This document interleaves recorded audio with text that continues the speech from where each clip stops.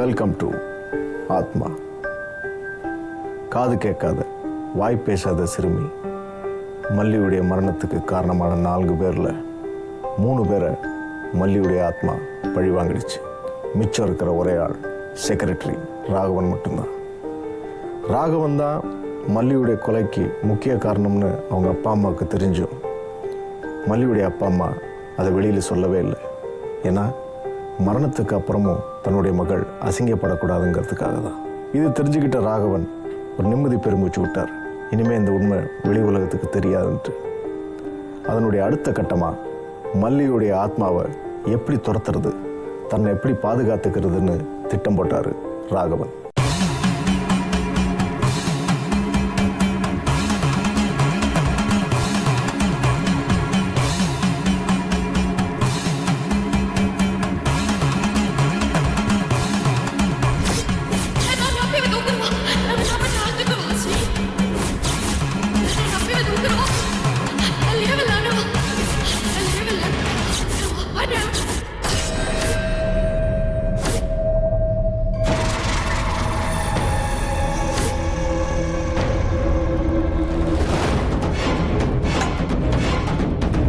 இந்த தீர்த்தத்தை வீடு முழுக்க தெளிச்சிட்டு வாங்க. சரிங்க சாமி.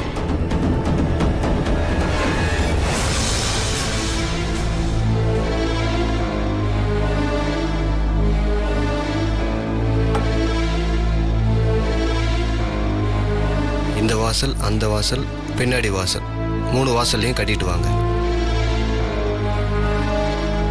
ஓம் சாமுண்டீஸ்வரி தாயே. இந்தாங்க, இதை உங்க கார்ல வச்சுக்குங்க. சரிங்க சாமி. இனிமே நீங்க தைரியமா இருக்கலாம். உங்களுக்கு எந்த பயமும் தேவையில்லை. அந்த ஆவியோட கோபத்தை நான் அடக்கிட்டேன்.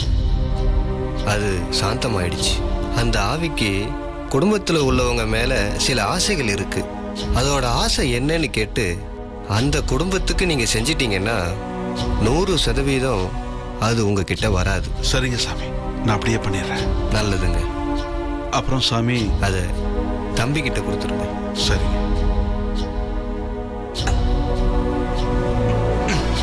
நான் வரேன் ஐயா. வாங்க.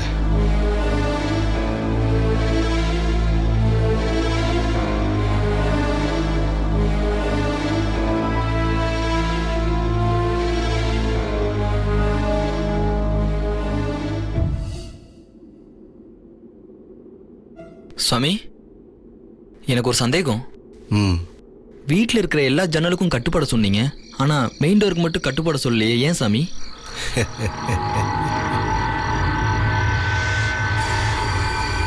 இவன் இந்த உலகத்திலேயே வாழ தகுதியே இல்லாதவன். இவன் நம்ம கிட்ட சொன்ன கதை அத்தனையும் உண்மைதான். ஆனா ஒன்ன மட்டும் அவன் நம்ம கிட்ட மறைச்சிட்டான்.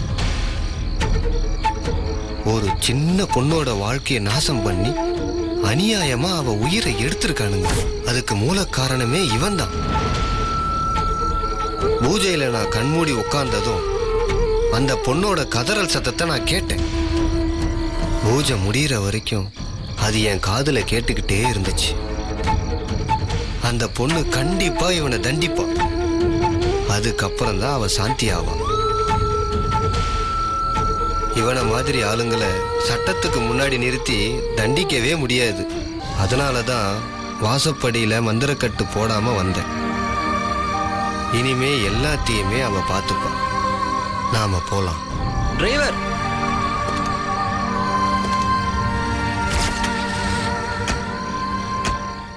மல்லியுடைய கொலைக்கு ராகவன் தான் காரணம்னு தெரிஞ்சும் அவங்க அப்பா அம்மா அதை வெளியில் சொல்லாதது ராகவனுக்கு ரொம்ப நிம்மதியாக இருந்தது.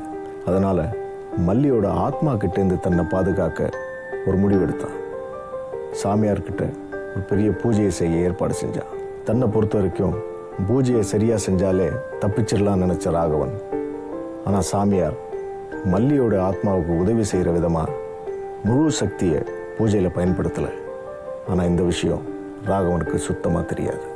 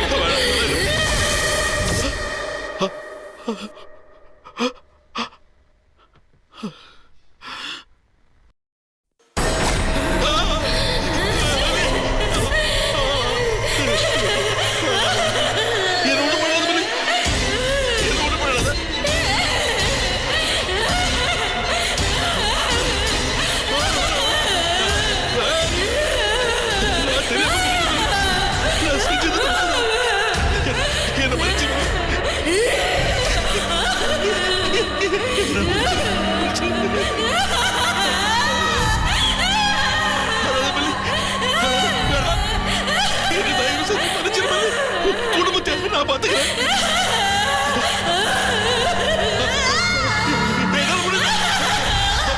மலை அழாத அழாத அழாத.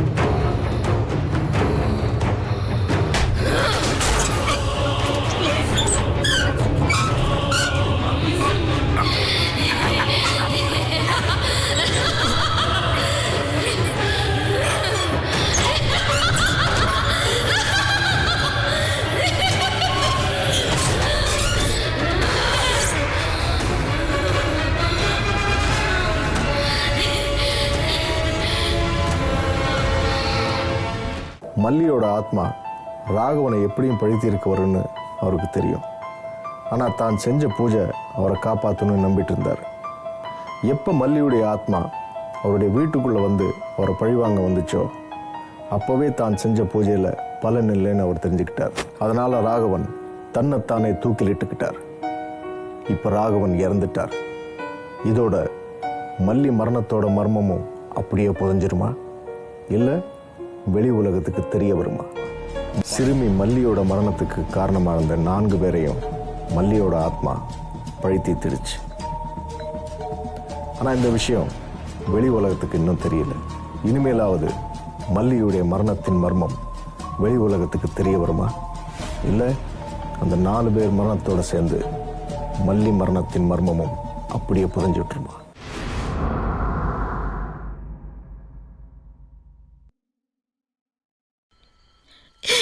இப்படி எங்களை விட்டுட்டு போயிட்டீங்களேங்க.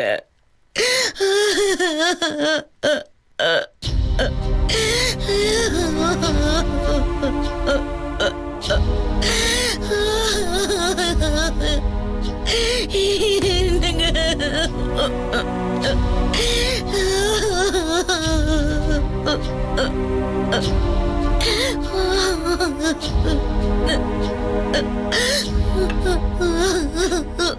கோமதி, இந்த காஃபியாவது கொஞ்சம் குடிமா.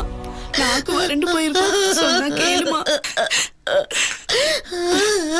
எதுவுமே சாப்பிடலையேம்மா, கொஞ்சமாவது குடிமா. வேண்டாம்.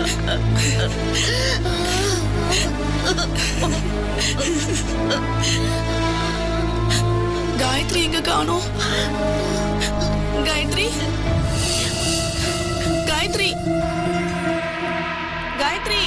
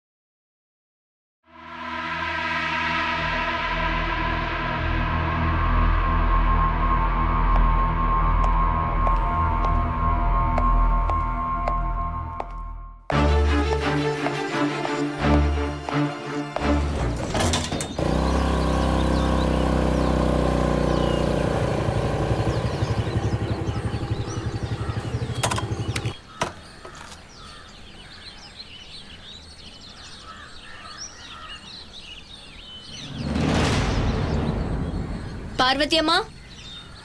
ஐ அக்கா. குட்டி பையா, எப்படி இருக்க? நல்லா இருக்கேக்கா, நீங்க?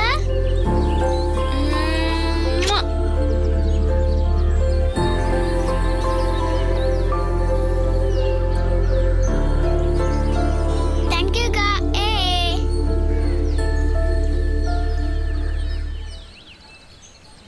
உட்காருமா. நீங்க உட்காருங்க.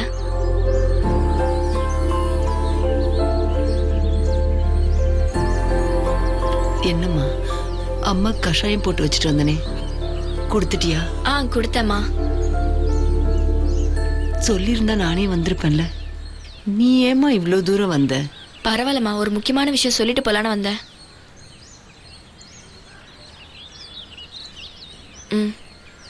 என்னம்மா இது? புடிங்க சொல்றேன்.